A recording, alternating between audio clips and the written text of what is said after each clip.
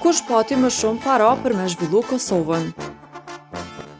Qeveria Albin Kurtit i kishte në dispozicion 19 miliardë e 280 milion euro prej vitit 2021.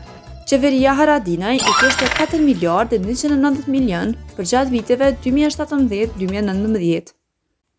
Qeveria Mustafa i kishte 4 miliardë e 960 milion për gjatë viteve 2015-2017, ndërsa qeveria Thaçi i kishte 9 miliardë e 900 milion për gjatë viteve 2008-2014. Në vitin 2008, kur Kosova u shpall e pavarur, buxheti ishte vetëm 860 milion euro. Kjo nuk kupton se Kurti jo vetëm që kishte më së shumti para për të shpenzuar, por kishte më shumë se sa të gjithë kryeministrat tjerë bërë bashk. Dhe këtu se kemi numëruar fare vitin 2020. Kurti i kishte 19 miliardë e 280 milion. 3 kryeministrat tjerë bashk i kishin 19 miliardë e 250 milion. Cili kryeministër mendoni e zhvilloi më shumë Kosovën me buxhetin që kishte?